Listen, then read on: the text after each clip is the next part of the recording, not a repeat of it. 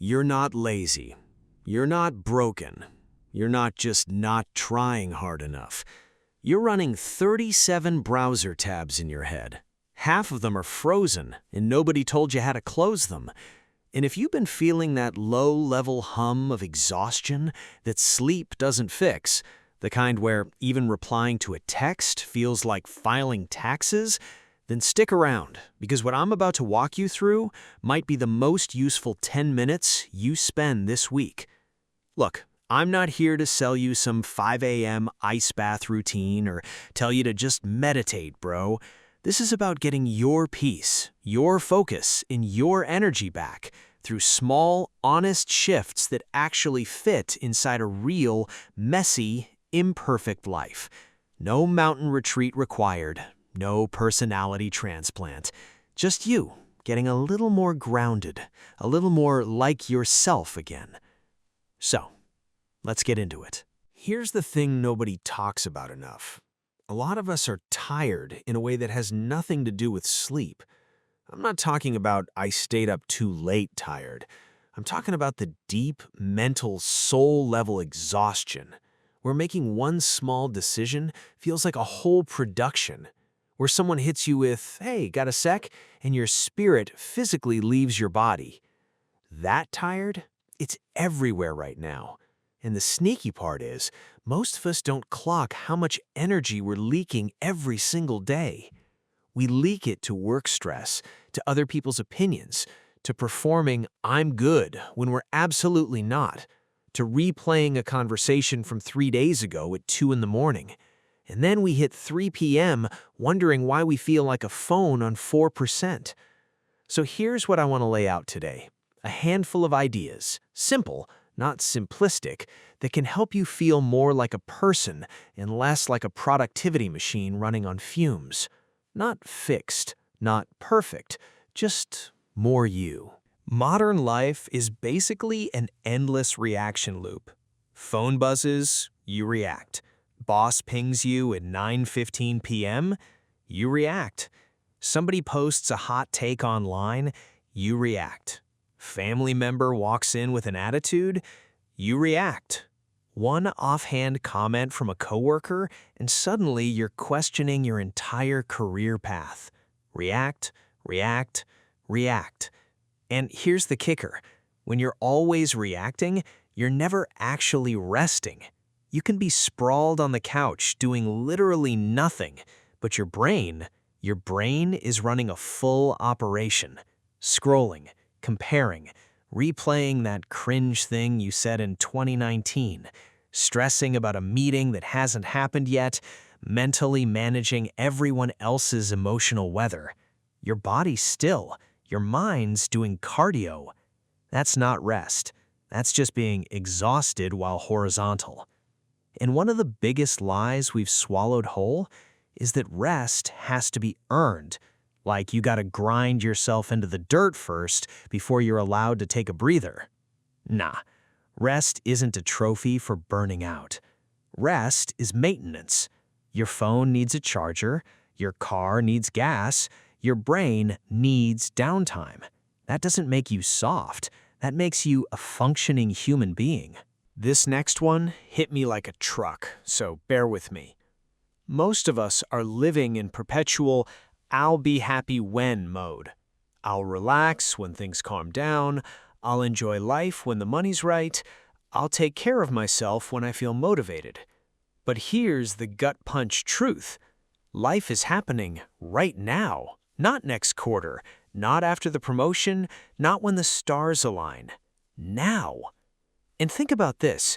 One day, a much older version of you would trade everything to come back to this exact Tuesday. Your energy, your body, your options, even your current mess, because it comes packaged with a life you still get to shape. That's not toxic positivity, that's just perspective. Time is like an ice cube sitting in your palm. Stare at it, ignore it, bargain with it. Doesn't matter, it's melting. You can't hit pause, you can't save it for a rainy day, you can't Venmo it to your future self. So the move isn't to panic, The move is to actually notice your life while you're in it. And sometimes that starts stupidly small.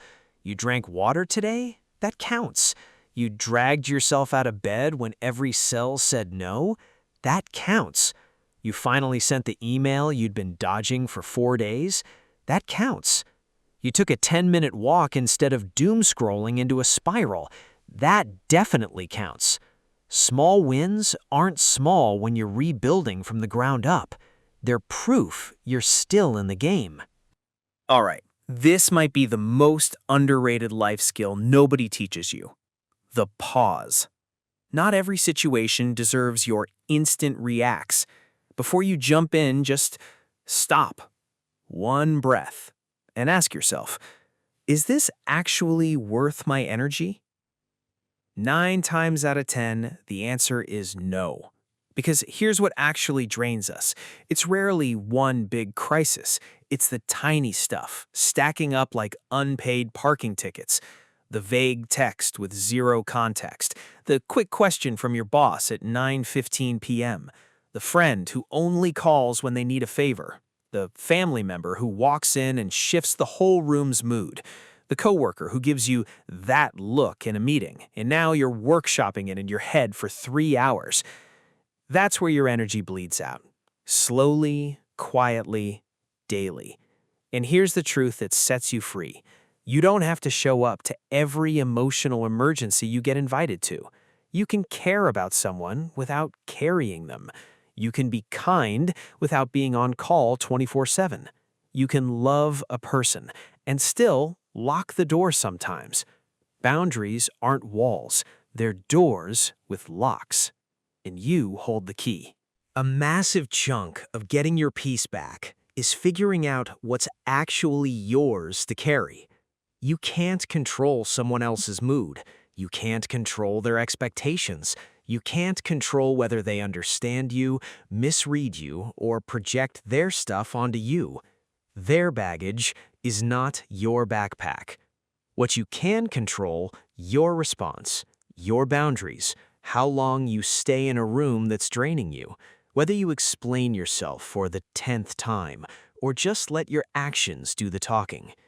And once you stop trying to be the emotional project manager for every adult in your life, man, things get lighter, fast. Let people be who they are. And no, that doesn't mean tolerating disrespect. Absolutely not.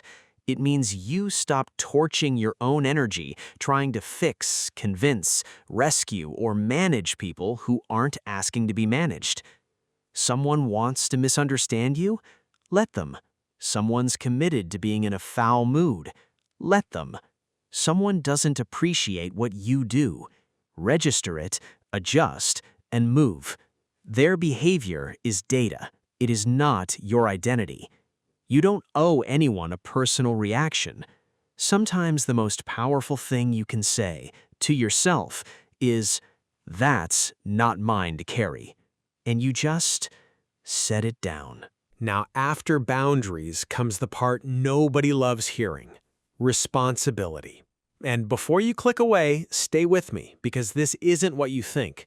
Taking responsibility for your life doesn't mean blaming yourself for every hand you were dealt. It means realizing you still hold the pen for what happens next. Here's the trap most of us fall into.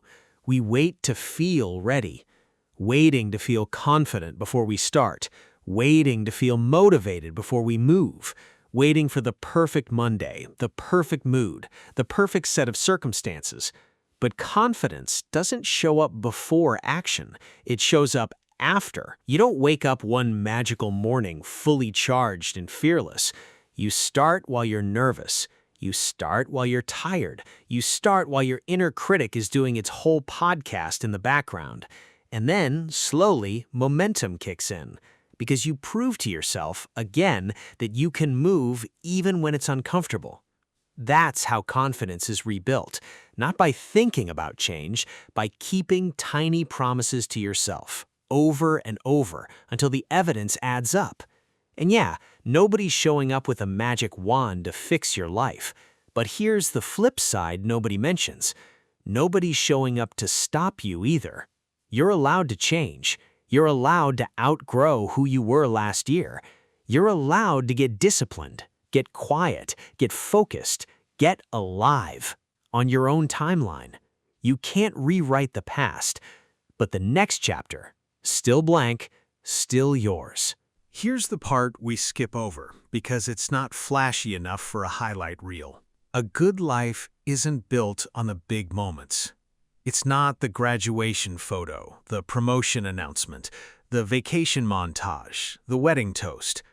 Most of your life, like most of it, is made of ordinary Tuesdays. A random morning where the light hits your kitchen just right. A grocery run with your headphones in.